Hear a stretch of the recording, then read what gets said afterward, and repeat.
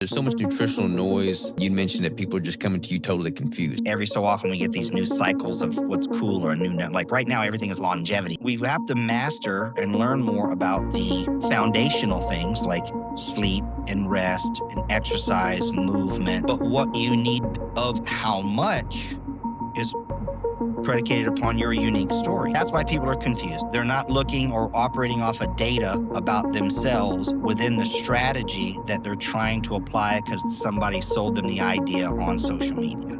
And we are live. Dr. Beck, how are you, good sir? Hey man, what's up? We've been vibing a little bit to get started. It's good. I know. I'm excited to chat with you. I feel like I get pitched all the time by different agencies trying to get people on their podcast, but I liked your one sheet because you're just basically just seeing through all the noise out there. There's so much nutritional noise, honestly, just bullshit. A lot of charlatans like we were talking about beforehand. And you mentioned that people are just coming to you totally confused. And I'm seeing that day and night in my space as well. People are just getting inundated with so much nutritional nonsense, you know, functional movement patterns and just different ways to skin a cat that they don't know which way to turn. And they're just paralyzed because they don't know tangibly which way to go forward. So can you just kind of speak on that? You've been in this space for 30 years. Like what brought you into this space? Well, real quick backstory. So I'm a good old boy from North Carolina, grew up in a single wide trailer. Mom was an alcoholic and a type 1 diabetic. And of course, we were broke as the day is long. And so we didn't do a whole lot of, going to doctors and stuff. But we did dentists, though. My mom got me, one of the best things she ever did, boys. She worked double, triple time to make sure I got some sealants on my teeth and I never had to do braces or nothing. So anyways. That's good. Love my mama. She's just a jar of dirt now, though. I'm just saying. Yeah. She passed me. But, at the end of the day, I just kind of come from some humble roots. And, I didn't take the conventional thing. I was going to Old Dominion University to, fly jets for the Marine Corps, Top Gun days. But then some, girl walked into my life, ended up getting married, and that changed everything. So, my, emphasis was in sports medicine, exercise phys, and I loved how the body worked and biology and so forth. And so that's kind of where it all started. And then on to, becoming a doctor of naturopathy and doctor of oriental medicine. Those are my two professional, degrees, if you will. But in the early mid 1990s, the functional medicine world came on board. And, we started looking at the connectivity of systems and things. But even that had a little bit of dogma. They try to stay away from pharmaceuticals and medications and trying to be too poo-pooey on conventional medicine. So I also played in the integrative medicine world. So my trade is in that, integrative and functional medicine, right? But at the end of the day, even all of that still is tough because you learn things in books, in textbooks, back in, I learned during the Dewey Decimal System, we didn't have AI and we didn't have Google. And, but my patients have always been my greatest teachers.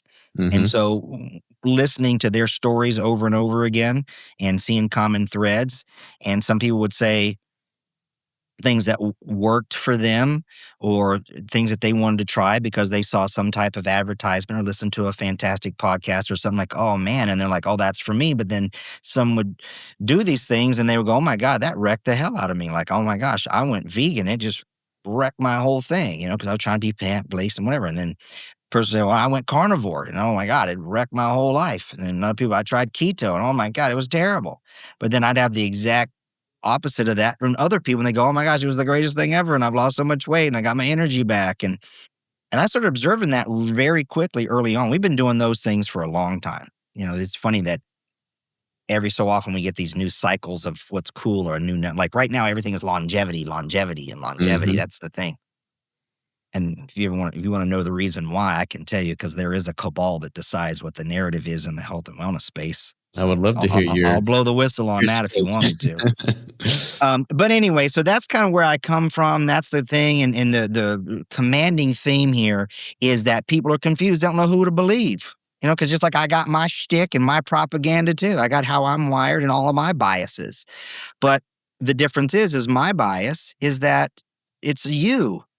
If you look at any type of scientific study, everybody loves to quote studies. I love science. I was on a big podcast and the guy told me I was part of the scientific cult. And I go, yes. Yeah. What does that even mean? I don't know what that even mean, but I liked it because I'm like, oh, because if I'm emphatically crazy about the scientific method, you damn right I am. I love data and observable things. Yeah. But in all studies, there's always a selection and exclusionary criteria for everyone's in it. They want to go, okay, if you look at the title of stuff, they go, we looked at, obese individuals who are non-smokers, right? Or people with type 2 diabetes, da, da, da, da. There's always a select population they study. Well, if you aren't in that study, you can't very well with any integrity apply what it found to you. Like, for instance, your demographic, you're obviously just stunning. They don't have a category of stunningly handsome and built like a brick shit house. But anyways, but they would have that, right? Your age group, male, living in Arkansas, who, probably an avid hunter and, get the deer tags every year and all that kind of fun stuff. All that good Versus, right? Maybe I'm just figuring that out. Versus somebody who lives in Mexico or somebody who lives in upstate New York or somebody who lives in the UK. You're not going to be the same. Your environment's different. Your lifestyle is different. Your mindset, your nutrition, all four of those things are different. So what you have to do is, first of all, arise to your faculties that everybody out there, just like me, talks a lot, has their shtick. But the difference is it trying to show you before they make a recommendation? That's the difference, right? You need to know more about if you are going to be applicable to said strategy. So that's what it is. It's just like when it comes to fitness. I mean, are we doing progressive resistance exercises? Are we doing, cross training? Are we doing, a periodization or whatever? Everybody says, for getting maximizing your gains. Well, that's all assuming that your body's biochemistry has the ability to respond properly. So Yeah. you could do that physical stuff or functional patterns or movement or all the different things for, like, say, the physical stuff, but you're expecting that to perform. That'd be the same thing as, okay, we're going to take this car and we're going to put it on, because Arkansas likes some NASCAR, just like we do in North Carolina, right? One big left-hand turn. But if I took my 2015 Tundra and got out there on that turn, it ain't going to perform the same because it's a different thing. So you can't just say, hey, well, we have the best track in the world. We're going to put these tires on that car. Okay, great. Well, what about the engine? What about the driver? It's multifaceted. So that's why people are confused. To sum it up, is they're not looking or operating off of data about themselves within the strategy that they're trying to apply because somebody sold them the idea on social media. Totally agree with you. I also feel like that, coupled with the reality of the fact that so many people are so out of tune with their body, they don't even know what makes them feel. They don't even know what feeling good feels like. So, like, they may test or maneuver one thing. They're multiplying, or they're manipulating multiple things at once. So it's hard to really isolate what the difference is being created from, and completely just out of touch with their body. How do you kind of dovetail that with the fact that we're all human beings in a sense as well? Because I'm assuming there's probably some common denominators that we can all agree is the right thing for us as a species. And then if you want to take it to the next level to really get down to an individualized basis from a genetic standpoint, from an environmental standpoint, like, how do you, draw that line in the sand? Well, you're absolutely right. We all are Homo sapiens. I'm a creationist, not an evolutionist, by the way. In as much as I've studied the body, there's no damn way it happened just by some cosmic goo getting sparked and then things, whatever. So I don't subscribe to that. I think we're divinely created and potentially perfect. So let me just put my bias out there. But yes, we all need sleep. We all need air. We all have a circadian rhythm, and that's governed by light. We're all within an electromagnetic, environment. We need love. We need connection, contribution, significance, these basic 6 human needs. So we all need those, but some more than others, right? So, like, when it comes down to it, we all have those type of needs. No one is really built to be alone. Some people are parents. I have 3 daughters. Other people are not. Well, I'm just not wired to be a parent. So there's things that differentiate stuff. So yes, we have to master and learn more about the foundational things like sleep and rest and exercise, movement, all the things. So absolutely true. But what you need of how much is predicated upon your unique story. Some people need more sleep than others. Like for me, I'm 53 years old. I'll be damned if I'm not going to get my 8 to 9 hours every day. Some people can do 6 or 7. I don't think that's optimal because I've proven that by looking at their biochemistry, but they operate fine and they're not having some complaints. Some people might need a little bit more. But, it all depends on what I call context cubed is my little shtick on that. Like we talk about the value and understanding or predictability of what you get back on real estate is location, location, location. A house here in Florida, versus one there in Arkansas, they can be the same house. They're going to have a totally different value. I guarantee you that. And so the thing is that's the context of it. So everyone has a multiple context. There's some people go, well, I would like you to, increase your, lean animal protein. And some people go, well, I had a infection from Lyme or something, and now I have alpha gal, and I literally can't consume it. Then now what do you do? And then like, okay, well, then now we're going to turn to plant protein. Well, then they're going to go, well, I heard, this person say you can't eat plant proteins because all the lectins and the oxalates and the phytic acid and all the anti-nutrients. So then damn if you do, damn if you don't. And then holy crap, what do I do? Right? So there's this criteria, there's this context. You have to unravel that is my answer. Is that there's foundational things. We all know we should brush our teeth. But yet there's a dude out there that says, oh, I haven't brushed my teeth for 30 years. Okay, great. There's always the outliers. There's a great book called Outliers, by the way. And so, yes, there are outliers, but I'm going to go for the vast majority. If I'm going to go in class and if I can get a 96, I'm fine with it. I don't have to be 100. So you don't have to be perfect. Do you feel like we, over the past 50 years as a species, have moved further away from those fundamental truths that we would all benefit from? Or do you feel like we're moving in the right direction? There's just so much more transparency to all the outliers now that it seems as though we're not. Yes and no. I think that what people try to do to sell their form of crazy is they overcomplicate something and contrive a problem so they can sell you the solution in a bottle. Okay. So in other words, no, we haven't moved away from the importance of sleep. Everybody knows about sleep. I don't think anybody's really arguing about that. But at the same time, there's people that will say, well, hey, listen, well, the quality of your sleep is important. And so here, take my supplement to make that better. And that can be a solution or a help, but not if your circadian rhythm is off because of, the lighting in your house and your blood sugar control and the other things that really are the movers. I don't think we really need to do that. But then you have people out there, you got to get up at 4:30 in the morning and you got to do shit that sucks. Because if it don't suck, you ain't gaining. You probably know who I'm channeling there. I do a lot of work with the military special forces. That's my pro bono work I do. So I've saved a lot of lives from that. But yeah, then you got to get up early and you got to get motivated and you got to 10x that shit. Okay, so yeah, so is there an attempt to move away from stuff to get to be able to do other stuff and buy my motivational program and my split training routine? Maybe. So I think there could be some of both. I don't know, but I don't really have to tell too many people that they need to sleep. They're just having trouble getting quality sleep. So they're like, what am I doing to not get that? Like, oh, doc, believe me, if I could sleep and give these damn kids to somebody else for a couple more hours, okay, but what do I do? Yeah. So, okay, we all can agree that sleep is important. We can all agree that we need water, we need air. Yep.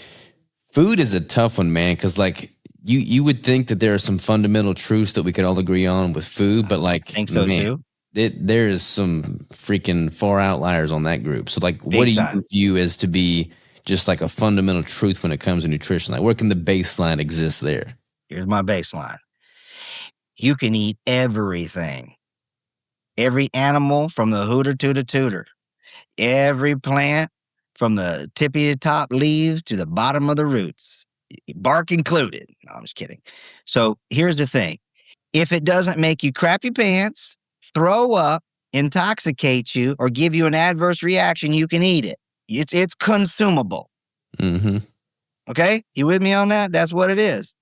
At the end of the day, that's it. And how do I know that? Because I've worked with 100,000 plus cases from people all around the world in every geographic location and of the two genders that there are. And I've found out that people can eat all the things that other people say you shouldn't eat and actually thrive. So that's what I'm saying. You can eat everything. But then now we have modern, would you say we've evolved to, I'll use that, I'll match your term there. Well, that's just code for convenience. Because who the hell wants to go in there and make some stuff? So then what do? We go to minimally processed, to ultra processed. We have different processes. Okay. So like, for instance, people, we'll take something like, we got the whole raw milk debate going on out there. Okay. I grew up on raw milk. Okay. But I don't advocate for raw milk. It's whatever milk you want to drink. It's all about risk. Okay. If you drive your car, you increase risk of getting in a traffic accident. Okay. I don't play the lottery, so I have zero risk of ever winning. Okay. Never bought a lottery ticket in my life. Okay. I never have either. There's very few people that I know that have never bought a lottery ticket. So I'm glad you and I are in the same boat. Okay. Just like I don't gamble either. I'm like Clark Griswold in the Christmas, vacation, Las Vegas vacation. You hear, take my money, kick me in the nuts, and that's it. I just know. And I used to live in Vegas. But anyways, so when it comes to something like raw milk, people, they use it as their protest. It's a misdirection. They're trying to stick it to the man in the controls. So then you have the left side that goes, oh my God, you're going to die. And you can always tell. If you always got one side that wants to tell you the consequences, you're going to die and you're going to kill people and lives are going to get lost. That's a psyop. Okay. The side that requires one side to be silenced is the one who's wrong. Okay. My thing is choice. Okay, great. If you have a quality source that and you assume all risk of drinking raw milk, knock yourself out. But guess what? I don't drink raw milk now because number one, I don't have a source for it. Number two, doesn't really matter that much. And people are like, but you're not getting all the nutrients. I'm like, okay, so it might be 5% less. Who cares? The nutrition is still there if it's pasteurized and homogenized. Stop trying to demonize it. They're scaring people to do into that. Just like the other side, they're scaring not to eat the raw milk. Like, I don't care. You could choose. It's all about your risk. Same thing when it comes to anything. They try to, people for the animal, the animal versus the plant-based people, they try to tell people, eating animals is the only way to good. And, eating plants is, they're trying to kill you with all their anti-nutrients and prevent you from eating them. And I'm like, so the cow that gets a bolt put into its head so we can eat it really wasn't trying to be eaten either. It's just silly. Got this whole Vital Farms thing going on now, and everybody this whole slander on these eggs, and they found out, oh my God, their pasture-raised chickens are also being given, corn and soybeans. Just don't get them Arkansas, corn and soybeans. I was kidding. Like it matters. It's still a nutritious, lovely, and delicious egg. I can make eggs 100 different ways. See, it's all scare. That's the whole thing relies upon scare tactics, fear-mongering, grifting, and cognitive dissonance. They all want you in an echo chamber so that way you're in there because it's comfortable. So to answer your question, fundamentally how we reconcile it is you got to find out what is the consequence of the summation of your choices on your physiology with objective data. I like because you can feel good. Okay. But that doesn't mean disease never sends a notice in the mail that it's coming. Oh, like, by the way, I'm going to give you a stroke in 6.7 years. Okay. But I felt great. You know how many times I've heard, someone, oh yeah, I just saw Bill the other day. He's thinking $1 million. He was on top of the world and he was taking a dump and he had a heart attack. Yeah. No, you're absolutely right, man. There's so much fear mongering out there. It makes me sick. And people, like, I'm a very data driven, analytical guy myself. Like, I come from a family of scientists, in my background, medical professionals. So it's like, I just think analytically. Love it. And I like to be in tune with my body. I like to experiment. I like to make one maneuver with my nutritional changes or training changes at a time so I can measure the outcome of that change. I like establishing a baseline. I like getting all the facts. I like taking the progress photos, getting the measurements, getting the body composition scans, getting the blood work.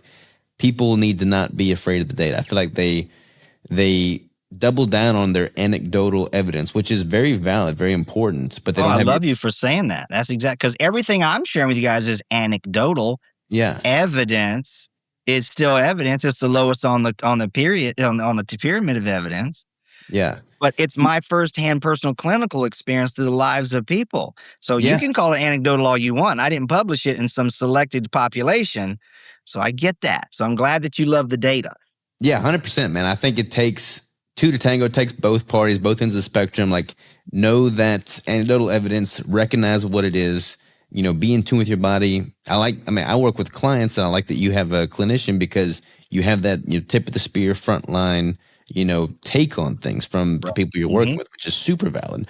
Yep. But at the same time, like, I don't want to poo-poo on the scientific studies. There's a lot of evidence-based people out there Of course, that, they help direct things. It's the same yeah. thing as talking to your mom and dad about picking a mate for life Mm-hmm. and looking at their family. You can't just go, because listen, I'm 5'8", 175. I'm the best looking on the planet. You know what I'm saying? But so at the end of the day, that's not how you pick people nowadays. Like, oh, he's got to be 6 foot tall and gun. I mean, I've been married for 13 years. My wife is 17 years younger than me. So, But my point is, you have to look at other things. Just like if you're selecting mate, you better look at what family you're going to have to deal with. Mm-hmm. Because I'm in the process of writing one of my books, and it's called How to F Up Your Life. Fun little play on things. So Mm-hmm. I'll give you a little preview. So it's like friends, family, fidelity. There's more F's. I But guess. when you are you can F up your nutritional goals, your fitness goals too, right around the holidays, because of how many houses of Christmas do you have to go to? Because that your spouse has parents were divorced, and one might eat this way, you're going to eat this way. So all the other things come into play, and I love that when you take a look at body composition and all that kind of fun stuff, and then blood work. But there's foundational things, Chem 14, CBCs, differentials, UAs, lipid panels, and all that kind of stuff. But none of that tells you if you're functionally deficient in folate or B12, for example. Not at Mm-hmm. all. So And what all what the is systems your that you're evaluating require those nutrients. So there's all kinds of labs, there's all kinds of data. The whole world out there in the biohacking world, they're making you think you need to have all these gadgets and gizmos and wearables and stuff to give you that data when that isn't giving you the foundational stuff we were talking about. so what is your workflow like when you're working with people? I guess what is your typical client avatar, like your patient? Who are you typically working with, I guess, to start? Wow, do you want pure marketing terms for advertising targeting? No. Well, here's the thing. Just not marketing hardcore, but just like I know, people like, well, listening, just like real life. demographic, income, household, whatever, college education. Let me just tell you who these people really are. Okay, first of all, is they're male and females. It's about 65 to 70% female. Okay. Historically, because women tend to be a little bit more aware of their bodies than men do. Men typically like to go to the doctor twice in their lives, one for their vaccinations and two for their open heart surgery. So, Mm-hmm. but there's a lot more dudes, right? So it's from age 25 to 55. That's my demographic, male and female, 25 to 55. Okay. And they're usually educated and aware. And the avatar is they don't have the best of health or performance. They're going somewhere else, and they've tried a whole bunch of things. So let's talk about demographics by way of traits. They listen to a lot of podcasts, get a lot of social media, and they have all these people telling them all these things that they should be doing. They're So confused. they suffer from a raging case of no too much of shititis. Mm-hmm. Okay, that's what it is. And I'm going, well, the reason is because you're trying to live vicariously through other people's stories. So my patient workflow is number one, the unfolding of the patient's unique story. I like it. That's where you got to start. There's a lot of clues there. Okay. Then number two, we have to gather some data. So the first data we want to do is support systems, not treat symptoms. Because like, hey doc, what can you give me? There's a pharmaceutical and a nutraceutical for every symptom you've got. Fatigue, low libido, memory loss, pain, GI problems, toenail fungus, you name it. There's something for everything. But I go, well, tell you what, let's get some information on that which does not have a voice. So we look at systems. Okay. So I look at vitamins, minerals, amino acids, and fatty acids. What's the functional status of those? Not how much you have in there. Like you can't go and say, okay, well, my doc took my B12 level in my blood and it showed I had plenty of B12. Okay, look in someone's garage and see how many automobiles they have. That doesn't tell you if they're motorcycle automobiles, truck automobiles.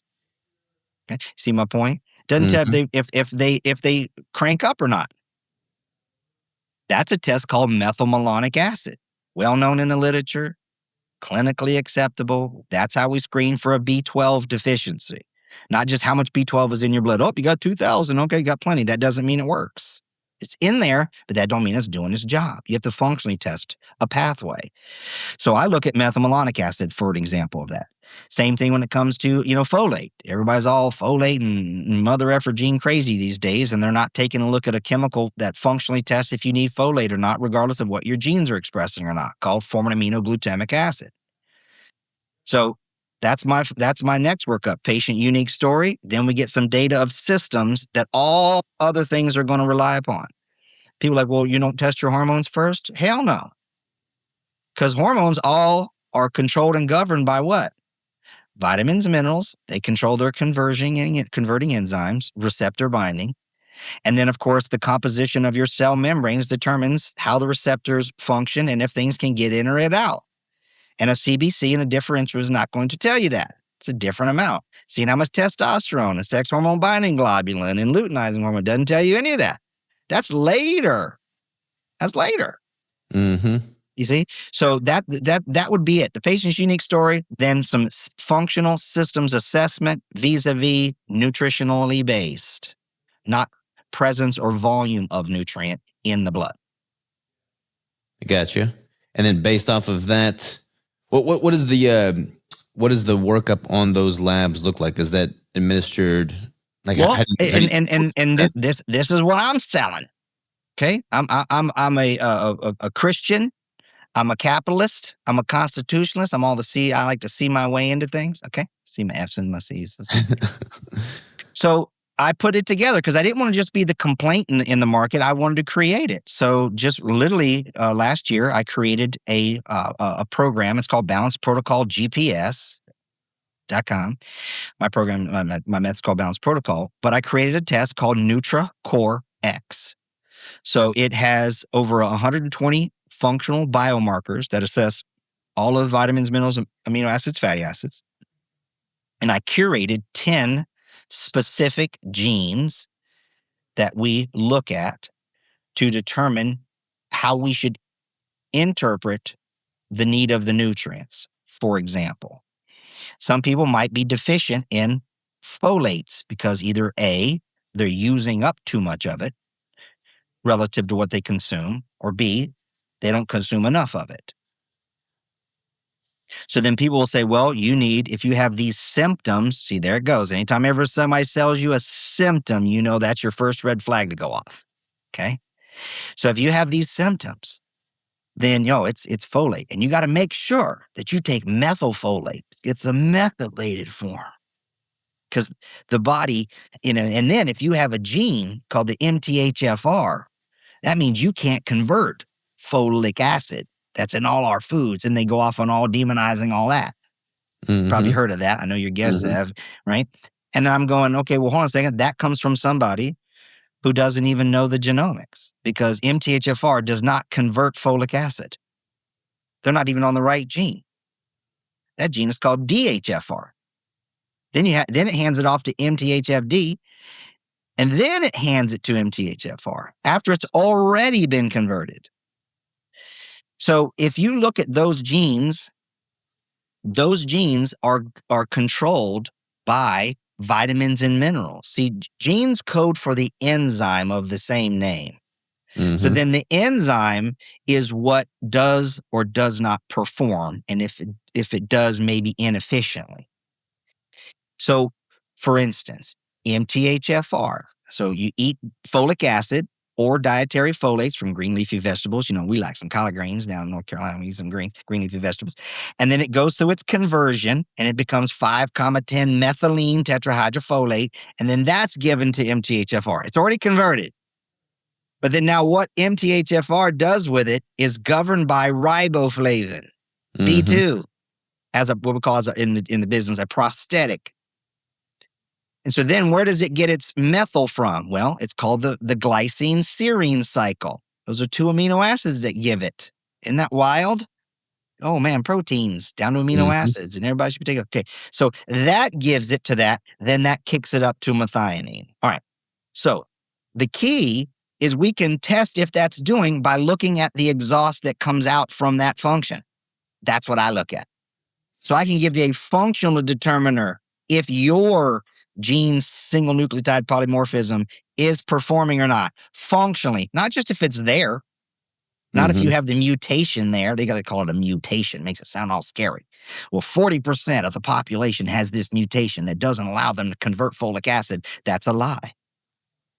40% might have this gene variant, but that doesn't mean nothing.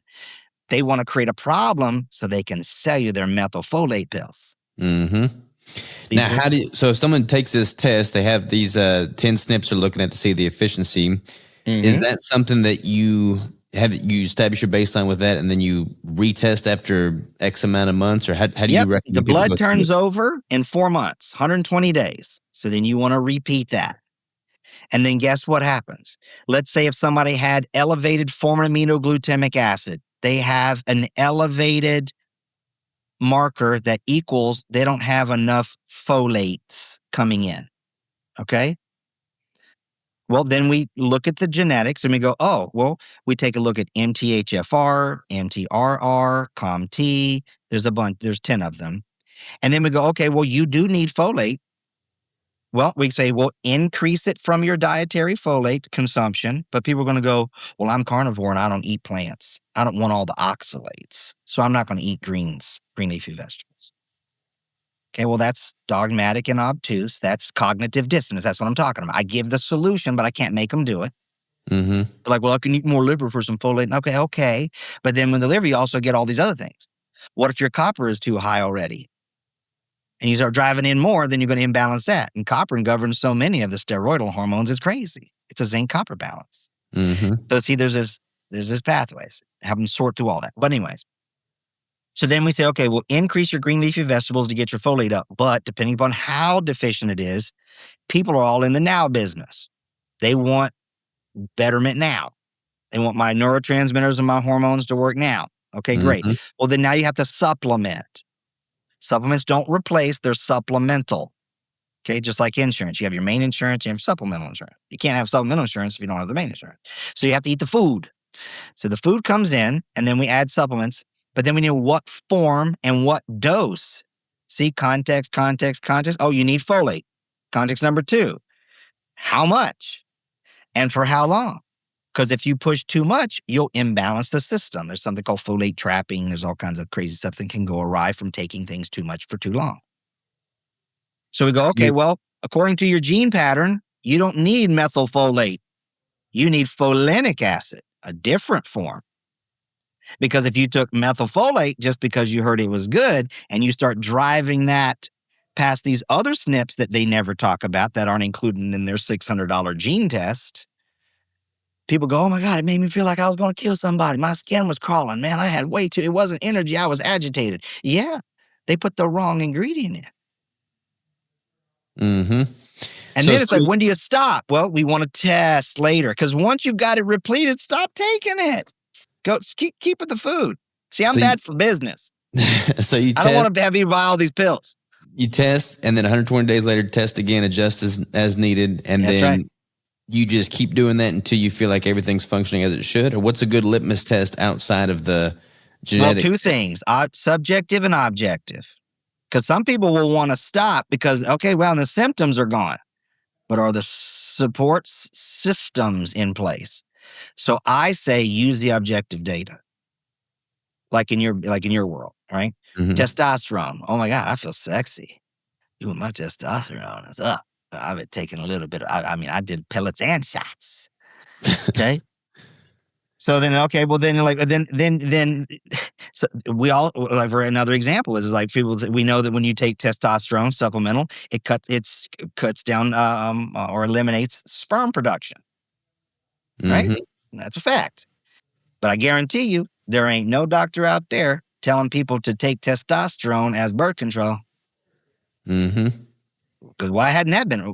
But hold on a second. High testosterone replacement will create an absence of sperm in most people, most men. But that doesn't mean you ain't going to have any. It is not a form of birth control for men, even though. Mm-hmm. Okay. All right. So you spin around. All right. You mean spin around. So the thing is that you can feel good, but feelings, this sounds political, feelings don't trump the facts. Mm-hmm. Okay. You can be feeling great until you're not. And I've seen that so many times. I mean, sheesh, I was, nationally medically board certified in anti-aging medicine and was teaching hormone replacement therapy all the way back in 2005 through 8. Okay. Mm-hmm. A4M. I mean, I've lectured to tens of thousands of physicians around the world and taught them hormone replacement therapy. My part in that, among my other colleagues, was the nutritional components to govern it. Because so many people just give hormones. They look at the hormones, they're low, they give hormones. Oh, isn't that convenient? Yeah, Start there's not taking really much tests. talk about nutrition when it comes to HRT. Not at all. Why? Because people start feeling good. And if there's an abdomen of symptoms, what's the problem? Well, until it's not anymore. Mm-hmm. And you're not static. Okay, great. You started taking it at age 42 because you had the testosterone of a teen, of a 10-year-old. You said, I've heard all the sticks. And then, oh my God, they feel great. There's entire companies. And then be a part of our blah, blah, blah, blah, Gen X program. And it only costs you, $800 a month. And you did, okay, great. Okay. And then I get those people who've been on that, 6 to 8 to 10 years later. And then all of a sudden, the wheels are falling off the bus. Mm-hmm. And they might have great testosterone levels, but they broke other systems because they thought that was the one. Yeah, I have to imagine with the popularity that has come from just the peptides and the TRT clinics, HRT, like it's kind of in a bubble right now. It seems, from my standpoint, it's been And it's around going for a lot longer. to, yeah, I mean, sorry to cut you off with that, The but that's my bubble's thing gonna is, bust, I think. dude, already, dude, I tell people, I still have uh, overly active melanocytes on my abdomen when I was taking, melanotan back in 2006. Mm-hmm. Okay. And everybody's all peptide crazy. Like they're all, something. And I'm laughing my butt off at some of my colleagues. I'm like, man, what are you doing? And they're like, well, it's a good stream of revenue. Yeah, no shit. Of course it is. So are all the IV clinics selling people bags of nutrition and IV because it's cool to go sit in the thing. Remember when the cryo thing was all cool? Everybody in there with their mitts on and getting all cold in the thing and whatever. Where'd that go? Mm-hmm.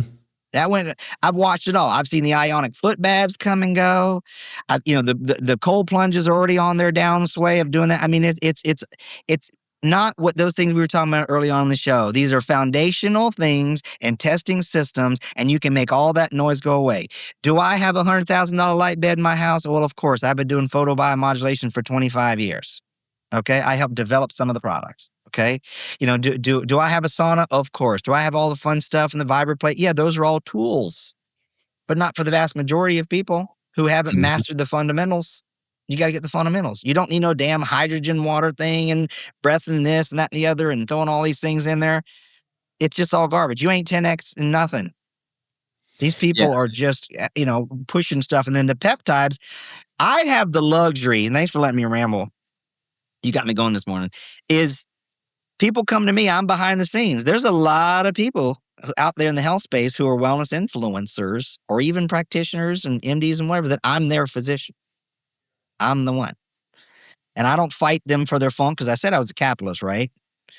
So they're doing their thing and promoting certain stuff, but I happen to know inside knowledge that their systems are broken or were till we Mm-hmm. corrected them, and they're throwing all these things at themselves and they're in equals wanting and they're experimenting. I'm all for it. Give them hell, dog. Okay. But at the end of the day, if you're not taking things without getting key performance indicators while you're doing it, before, during, and after, you're wasting your time on anything you want to try. If you're doing peptides and you're not doing, like, say, my particular test, boy, is that reckless. You start messing with signaling molecules because do and can they work? Yes. But how do you know the consequence? Mm-hmm. Hello, y'all. Robert Sikes, the founder of the Savage Perspective Podcast, the host of the Savage Perspective Podcast. As y'all know, we do not roll ads throughout the podcast. This is not an ad technically, but I'm going to throw it in there just in case. The reason I don't put ads in here is because I don't want y'all to be distracted with minutes and minutes of just irrelevant content for me to make a buck. That's not good for y'all. I don't want to be inauthentic like that. However, I would be remiss if I didn't point y'all towards a great resource. So all of the guests that I bring onto the show are designed to give y'all insight, give you information, give you value that allows you to optimize your health from a ketogenic standpoint. I've built out a resource that takes everything I've learned over the years as a podcast host, as a professional natural bodybuilder, as a coach in the space, and I've compiled all that into a very, very comprehensive system, which also includes a community, a membership community from an accountability standpoint. It's got a ton of resources like a free workout app. It's got a AI that's built out based off of all of my content, so it's not giving you conflicting information. And the program has over 150 videos that breaks down all the details as to how to manipulate your macros, optimize your metabolism, build muscle, lose fat, all the good stuff that y'all are striving to do. And also, since I don't do ads on the podcast, all of the affiliate discount links that I have for various different brands live in this program as well. That literally pays for the cost in and of itself. So if you're interested in doing a deeper dive, actually using these tools and reaching your highest self, check out ketobodybuilding.com. Yeah, I'm right there with you, man. Like I compete in natural bodybuilding, so like they have a banned substance list a mile long. Like I can't take any of this stuff. So like I've always just doubled down on the fundamentals. You know, eating quality food, getting quality sleep, and moving my body and asking a lot of it from an intensity standpoint. Like I love it. I that's what I agree double down 100% on. with all those adages you just said. Now, you in your state, if we took you and you did that same stuff in St. Kitts and Nevis, it's gonna be different. You're gonna have to adjust again because your environment changed. Your lifestyle changed. Okay, if we moved you to Sweden, it'd be different too. Right? Just like you have cars, we're gonna have different weights of oils for crying out loud in different geographic locations. But people will say, "Well, this is my program. This is what I'm doing." Not in the context cubed. You have to do it differently. So yes, I guarantee you've changed and saved lives and just made transformations in bodies. I, for one, I have a 4-pack. I'm not interested in a 6-pack because I don't want to work as hard as y'all do. I'm not interested. Okay.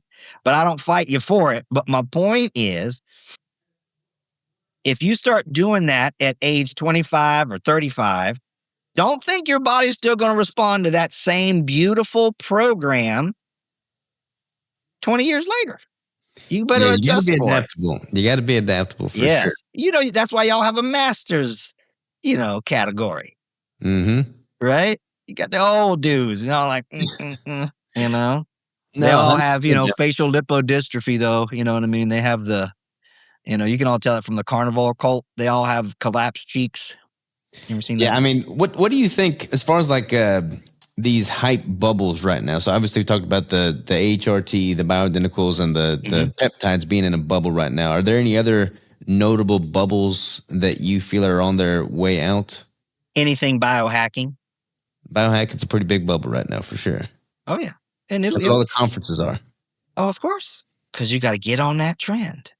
And they all get together and they mastermind and say, what's the term we're going to use this time? I remember when it was, everything was about keto. I remember they say, hey, we're all going to push intermittent fasting. I've been invited into these masterminds and they're all included. Don't get me wrong. I mean, I'll name drop if you want because I got receipts. I have video. Okay. Okay.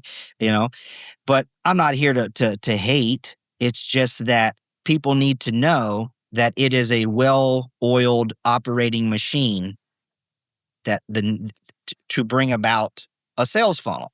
And that's why I'm not famous. Periodically, I get on a great show like this and inspire some people, and that's how I like to do it, which is fine. I think I'm going to make a difference because people say, Beck, you got to get out there and deal with this stuff. Well, I'm not a myth buster. I don't want to do that. I want to bring the balanced understanding. Okay. I was on a I definitely podcast. appreciate what you're doing with just getting people's baseline established. I feel like people, I mean, like the saying goes, you can't possibly know where you're going if you don't know where you're starting from. And like, Amen. so many Ain't people that miss the boat on that. And isn't that so rudimentary, fundamental, that understanding? I was on a podcast. I went out in Vegas a few months ago, big one, and I got attacked for being, being a supporter of the GLP-1s. Well, you like Ozempic? And I go, it's a fantastic medication. With the context of properly prescribed and monitored of the systems that you're affecting, not Mm-hmm. just taking it to lose weight. Weight from what? Fat, muscle? But they're, it's causing cancer. Well, it's not causing it. Can it increase a risk in certain populations? Yes. Can it increase risk of gastroparesis in certain populations? Yes. Does it slow down gastric emptying and bowel time? Yes. Which is why it causes one of the mechanisms of action that causes people not to eat so damn much. So then now they have less calories in, less desire to eat all the damn, processed foods that they were eating and snacking all the time. And then their scale comes down. They go, oh my God, I'm working for Jesus. Yeah. Yeah. So I'm for that. 100%. But that is a mill now. We'll prescribe your GLP-1s, just like the IV nutrition clinics. Come and get your IV and it's all sexy. Do you want the reboost? Do you want the immune, kick-ass cocktail? Or do you want the sexy and romantic sweet side? Bring you and your wife in and get the IV nutrition together while we massage your feet with, organic cocoa beans kissed by the Dalai Lama.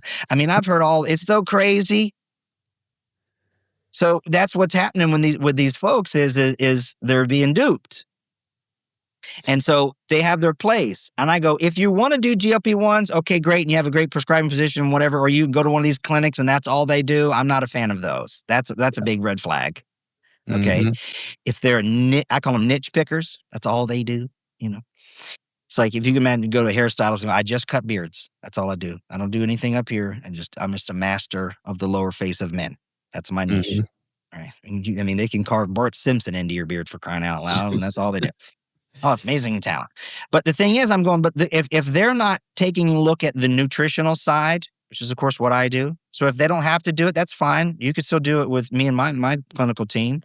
I'm like, okay, we support whatever decisions you want. You're on the natural side of bodybuilding. Okay. I've never bodybuilded, but I've worked with tons of bodybuilders and athletic performance. If people Google my name, they'll see some of my athletes out there. Okay. So I'm the one who makes all the difference. So at the end of the day, if you're going to hit the sauce, okay, if you're going to use gear, I'm not going to judge you. I'm going to advise you of the pluses and minuses and the consequences of your decision. And now I will support your systems to where you can have what I call a controlled burn. That's me cleaning up, deciding to screw up your body. Okay. So is it? Yes. I don't. Getting all that big old lumpy stuff. I mean, Arnold Schwarzenegger's had his chest cracked open a few times already too. Okay. That boy's still puffing on stogies and still kicking. All right. But I couldn't do that, man. I'm not doing all. I mean, I did gear back in the day. Oh, don't get me wrong. I mean, there was a phase circa 1991, 92. Good Lord. Yeah, it's pretty prominent, man. Like, I mean, she's been prominent for a long time, and now it ain't going anywhere. Yeah, that's always going to be that, because you have a new graduating class. Now, I will tell you, the trend has included ladies far more in the last decade than I've ever seen. Yeah. There's just never any talk to the repercussions long term. Like, people don't think past tomorrow. And I feel like that's what gets people into a lot of trouble with many things in life. True. Amen to that. But here's the problem. They ain't going to listen to you anyways. They've already decided. Yeah. Vanity shall prevail. Okay? Because they haven't lived long enough to understand the repercussions and consequences. They're not parents yet. They're not older yet. You ain't going to tell no damn 28-year-old no. And even in your natural space, there's still some that try to sneaky patiki, don't they? Yeah. No, for sure. Yeah. Don't. They're dedicated to the cause, bro. They're natty. Stop it. So here's my thing. I'm not here to judge. I'm judging, but I'm not to beat them down. But I'm going to say, hey, let me help you. Let's if you're going to do it, let's support. Like, who the hell wants to be in a mixed martial arts competition? Beat the ever living snot out of each other. Mm-hmm. But do I support those athletes? I sure do. Have you know? I mean, obviously, there's a massive degree of individuality, like kind of like what we've talked about. You got to test, you got to get the baseline, you got to know what your 10 snips are firing for and what's actually being efficiently used. Mm-hmm. Have you noticed like just super broad brushstrokes in working with the people that you have over the years, like general rule of thumb? Okay, people probably are getting more bioavailable nutrition from X, Y, or Z. Like, are just certain common trends that you would steer most people towards? Yeah, a varied and diverse diet. You got to eat plants and animals. I've never seen. Well, that's not truthful. I won't say never, but it's such an outlier because they did other things too. Okay, and the lab that I do, that's the starting point, is 10 SNPs. I use other SNPs, don't get me wrong, but there's no gene test out there that'll tell you anything. Okay, the My DNA company, and all those people in the 10x stuff, all those guys, that's all, in my personal opinion, fraud. Which means they're making an idea and selling you something. You cannot make decisions based upon genes. Period. They do not tell you if you are deficient in something or not. Period. Okay, you can have a beautiful gym, but that doesn't mean you I was a personal trainer, right? Health and fitness instructor, ACSM, all that kind of fun stuff. I knew all that stuff too. But I knew lots of personal trainers don't know a damn thing. Mm-hmm. Oh my, yeah. I mean, it's like, what? Okay. So my point is, you can have a beautiful gym doesn't mean you know how to train people. Okay. So you can have a gene test and have information on a person, and then you can create this whole narrative, but you'll find the litmus is they tell you your genes, this is what's wrong. The fix is always pills, potions, and powders. They'll kind of talk about sleep and rest and exercise, and then they go back to the pills because that's what you'll buy every month. So when it comes to overall, after having a sample population clinically of over 6 figures, okay, I can tell you a varied and diverse diet is the key. Plants and animals. Yes, you do need fiber. It is an essential nutrient, even though they don't call it essential fibers. You have essential fatty acids, essential amino acids. Okay. Well, you don't have essential sex either. There's people who live and they never have, they're not active. So I don't like the play on the words and the fun stuff of it. Okay. Mm-hmm. Plants are important. And you don't have to have this superiority complex. Animal products are more complete proteins and superior to muscle protein synthesis versus, okay, you tell me, have you ever seen anybody in the Natty world who just does plant-based or whatever and they freaking got some stack? I've seen some pretty impressive vegans, yeah. Okay, well then that right there blows that claim away. Now, do I prefer varied and diverse plants and animals, and do they have varying things? Yes. Okay, so varied and diverse. That's what I say. Eat everything. Now, your macros. I can tell you what your macros should be based upon the tests that I do, because I'm going to take a look at pyruvate and lactate and their ratio. I'm going to take a look at your mitochondrial markers, all the way from citric all the way around to fumarate. Okay. And I'm going to know at each cylinder which one to wear. And that's going to tell me that. I'm going to take a look at your ketones at your level that you're putting out in there, minus trying to take them or kick them up through various methods. And so with that, I have developed a percentage of macros that matches your current status or oxidative type. And that's how I feed somebody based upon their markers. And then guess what? It can change. Some people do need more protein relative to carbohydrate. Some people need more carbs relative to protein and fat. But let the markers dictate it. So makes no sense. So that's the answer to the question is it's not the same for you always. You even change. Seasons change. I mean, if you want even if you're on the evolution side of it, look at animals. They don't eat the same either throughout the year. Okay. And now we love to talk about different populations. Oh, the Hunsets, or these, well, that ain't you. Okay. I don't know any of those, the people in the Maasai tribe of Africa. Okay. driving around in a BMW, okay, and taking urolithin A and shooting in peptides. Okay, so just stop it. I mean, if you're going to claim someone's justification for you, well, then you better go, full on. Go full on, yeah. You No, know? it makes a lot of sense, man. I'm all for modulating intake. I feel like that's a big issue that people have, is they just have this set it and forget it mentality. They don't ever change it from a metabolic standpoint, from a hormonal standpoint. I think that wrecks havoc, especially when they're under consuming nutrition. That's why, like, I'm a big believer in, having periods where I'm in a building phase, intentionally eating at a slight surplus, going through a deficit phase, like modulating that intake. I think that's huge. That's all right. But here's the thing. You need to test what you're modulating. Totally Give you agree. a perfect example. We talk about anabolic, right? Or aerobic, dysaerobic, anabolic, catabolic. Well, there's a status of that in, like, for instance, your cell membranes. And this works off the work of a gentleman's work I worked with, years ago well, he passed away before I did, but off his work, his student I worked with. Anyways, Emanuele Ravici.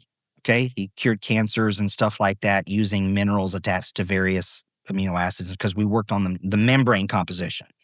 So how you eat dictates what your cell membrane phospholipid bilayer is made up of. You have the sterol heads on the top, and you have the unsaturated fats on the inside, phospholipid bilayer. Okay, not only on the outside of the cell, but on the membranes of the organelles within the cells. Okay, it's like in the Matrix. You remember that? I don't remember what episode it was, but you got the guy, the key keeper guy, the little Asian guy is running. He unlocks this door and then closes another one, goes in another one. There's membrane after membrane after membrane. How you go from what you stick in your mouth down in your hooter to the tutor, that whole inner tube, and then into circulation, and then to the tissues, then to the cells. It's got to go through these walls constantly, and then there's space between the space. Okay. I show people all that because your percentage of omega-3s, omega-6s, 9s, 7, and saturated fats, and the percentage of them relative to the other determines what your membranes do. When I say, what do you mean membranes do? How signals transduce, how things pass through or not. If you have excessive saturated fat sterols in your membrane relative to polyunsaturated fats, because ketones are bad for you, bullshit, and then now your membranes are going to be thinner and more rigid and hypopermeable. You're not, if that's the case, you can take things for things, nutrients, vitamins and minerals, amino acids, and your body's not going to respond the same as the other person who has a different membrane composition. That's how technical and deep I go. I like it, man. I like the depth. So so if I took this test, for instance, we're analyzing, like you're analyzing my results and I'm getting feedback from it, or how's that process work? What I did with this, and this is why I'm a little bit, cocky about it, forgive me, okay, is because I didn't want to be a whiner in the market. I wanted to present the correction for it. And that is, it's a curated lab that gives you tremendous amount of actionable data points of functional labs in real time. It's an at-home kit.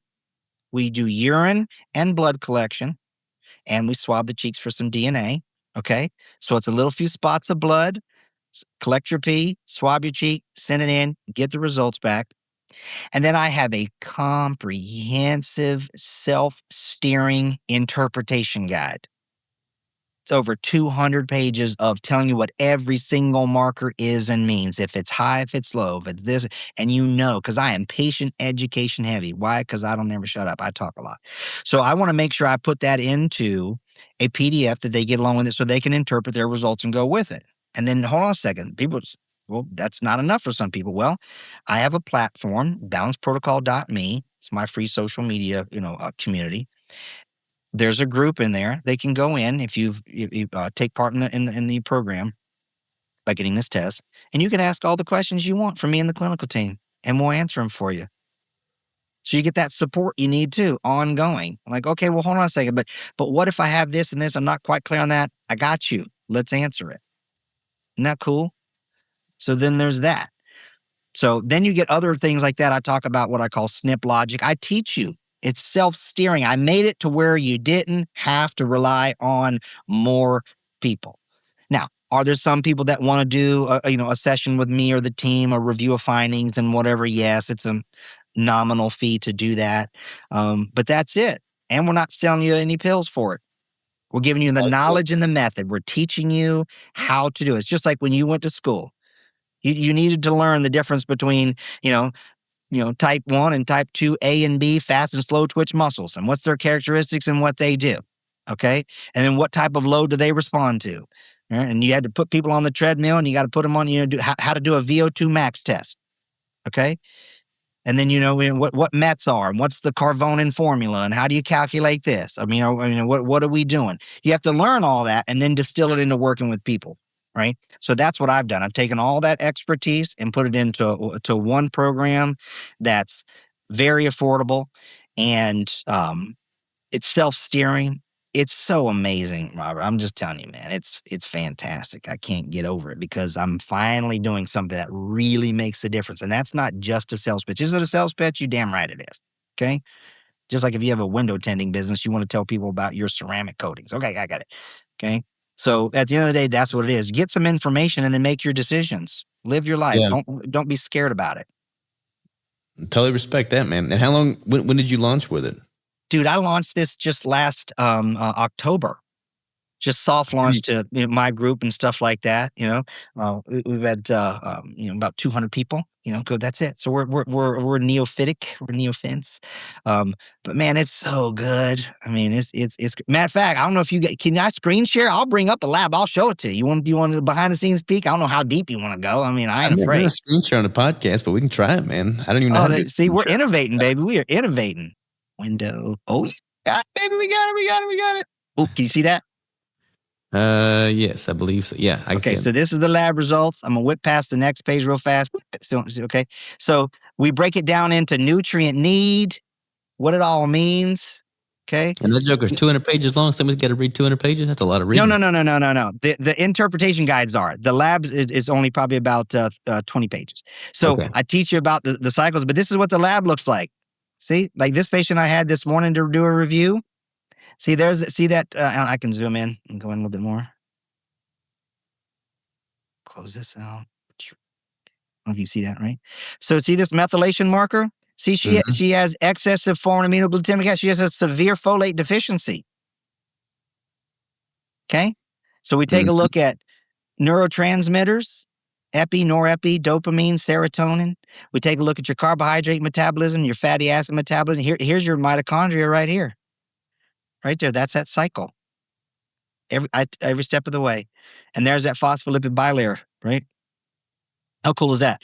I screen for plastics and petrochemicals and detoxification, pathway glutathione stuff, okay? Lipid peroxides. This is an inflammatory marker. So missed by so many people. I need to get this test done, and then we do the follow-up. Here's all your amino acids. See, look, if people are all about aminos and should I take them or BCAAs or whatever, well, it depends upon your status. And I look at every single one, essential and non-essential, and the markers related to them and your urea. See if you have positive nitrogen balance or not. And the B vitamins that control what they do. Okay? Yeah. So then we screen for all the heavy metals, nutritive elements as well. Okay, so all your magnesium, everything all functioning. We also take a look at here's your fatty acids right here. There's this big supplement going on out there, called Fatty 15. Everybody's selling the hell out of these days. And they're like, oh, it's a new fatty acid we discovered. No, you haven't. It's right there, pentadecanoic acid. It's a saturated fat. I've tested that on 100,000 people around the world. What are you talking about? Okay, I've heard a lot of that. Not a whole lot. I've heard a little bit about that. What are they marketing it as? Oh, man, you'll have to go there and do it. You can go to their website and look at it, fatty15.com. But anyways, so it's just crazy, right? So this all the patients, and then we get into the gene SNPs. Okay, so then these are them, right? So I talk, what's going on there? So like, for instance, this person here, they don't have the mother effer gene. Well, one of them anyway. So then we get into all the gene markers. So yeah, so at the end of the day, okay, that's just the test results. There's interpretation guides for all the genomics and the functional markers. It's incredible, man. It's incredible. Well, I like that you're having people focus on getting the baseline established, doing like follow-up tests every 100 days, see which way it's trending. Because, you can't really know where you're going if you don't have at least 2 test points to kind of measure trend lines against. But then also that you're food first, nutritionally speaking, instead of just trying to sell potions, pills, and powders. Like you got it. you're saying all the right And here's the things. thing, you don't have to do the genes again. That's the one time. So it's the NutriCore X, and then the X drops out. We just do the NutriCore. So it's significantly less. So it's a very affordable way to do it. And no doctor, no prescription, no whatever. And we just send it right to you, comfort of your own home. Easy to collect. Goes all the way down to age 7. So we have kids, grown-ups, all of it, man. Male, Get my female, wife sports and I and to both do it, and then we can kind of see what the predisposition of our kids is. And that's what I'm loving. And tell you what, you have a reach. So man, I'm more than happy to give a discount code for your audience to make it, worthy of that. You know what I'm saying? I'll hook my you wife all and I up. have been wanting to do this anyway, so like I might for real we'll just do a follow up podcast. Like I'll get the test done, I love it. We can do another podcast. You can like analyze my results live or something, man. And that's the type of vulnerability and put up or shut up that people need to see. Because I know we've talked about the trends and what's going on.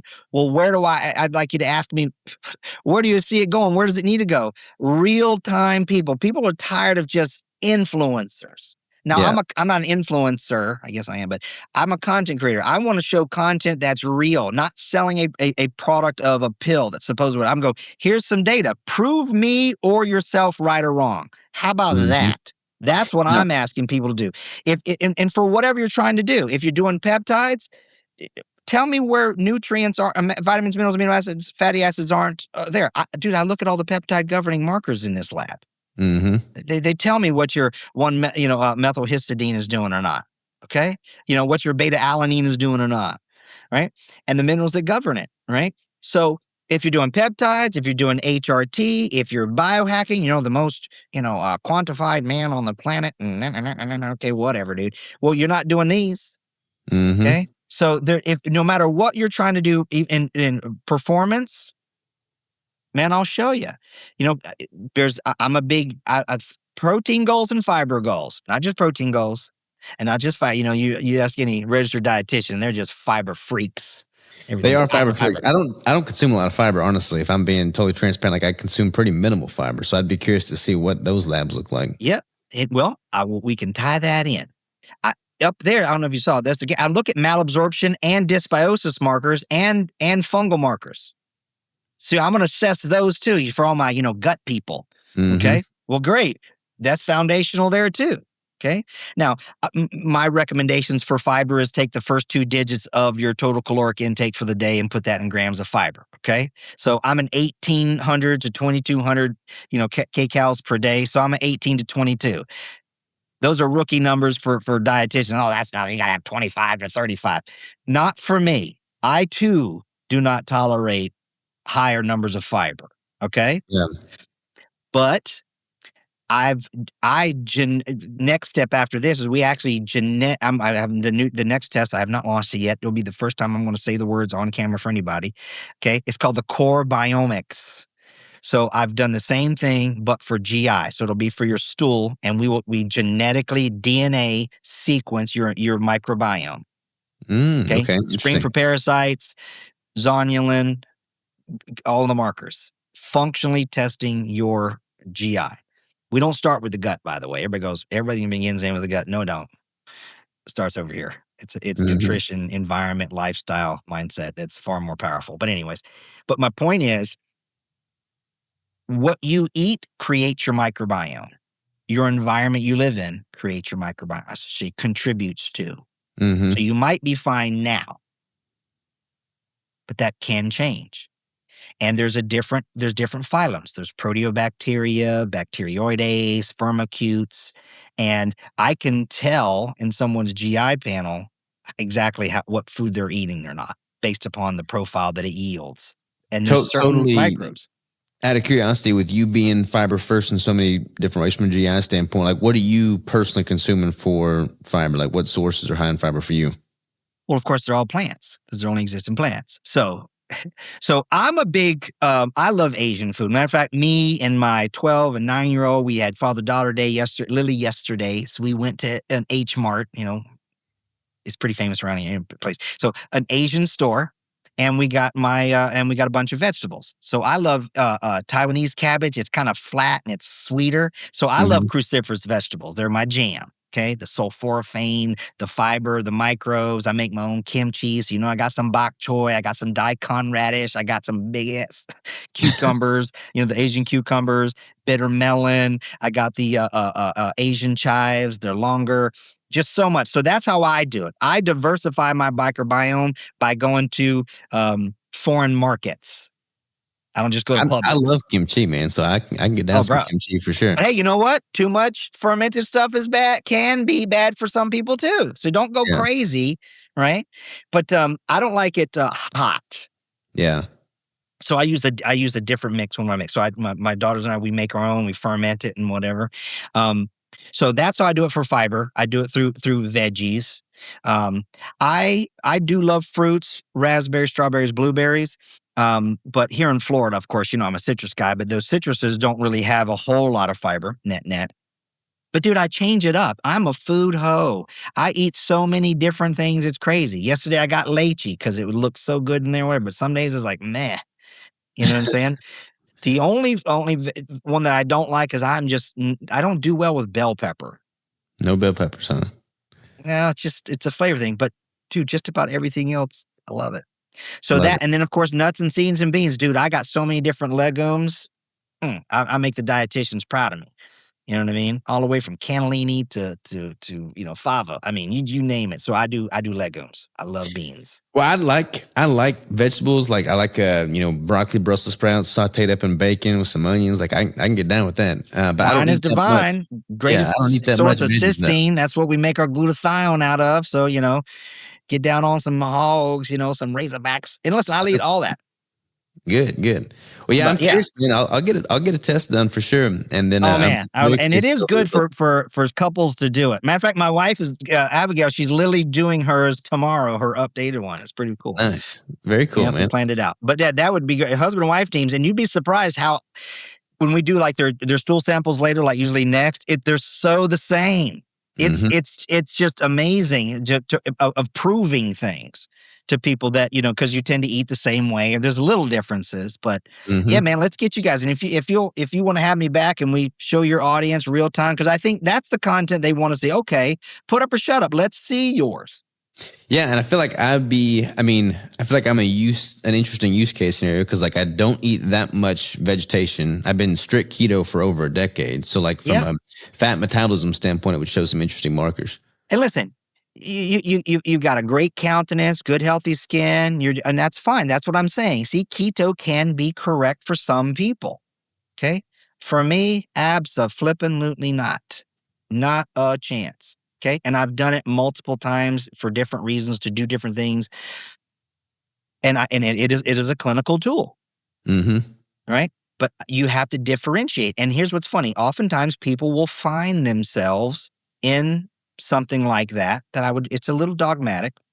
Same thing, vegan. Okay. There's a lot of dogma around nutrition, man. I get my head spins with it. Yeah. Like my mom growing up, she used to say, son, if you ever, want to have friends or, not be, kicked out of crowds, there's two things you can never discuss, and that's religion and politics. Those are the two taboos.